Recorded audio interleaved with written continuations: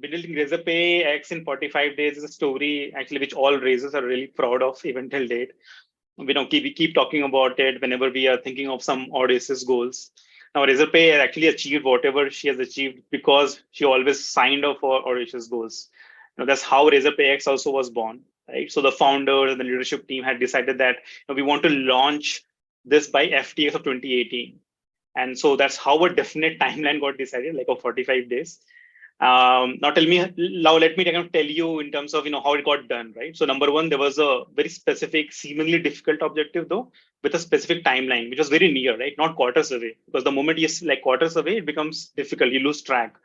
Now what it did is that it within the organization, it created excitement.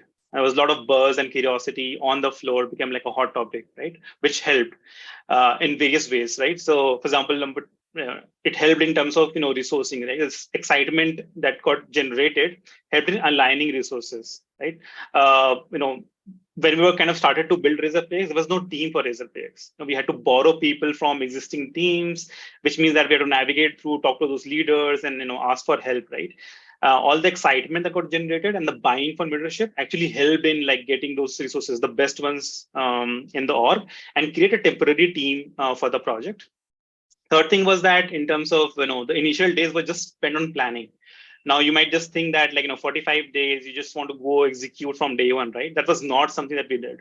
We actually spent the initial days just breaking down the development areas into as many modules as possible, so that we can have multiple small teams working on those modules independently and in parallel, right? And small teams always deliver faster results compared to some big teams, because communication challenge comes in with bigger teams.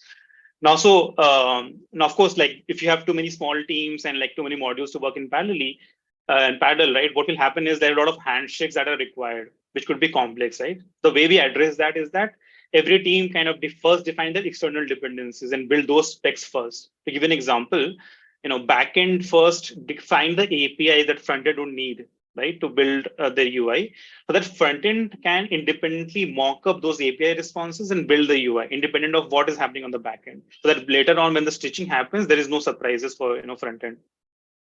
So that was super critical. Number four was what was important is that we could cut down on communication inefficiencies, right? So what we did was created physical war rooms, blocked out meeting rooms for the same. And as the team grew, we actually blocked out the complete floor later on, right? We worked day, night, and including weekends to achieve the goal.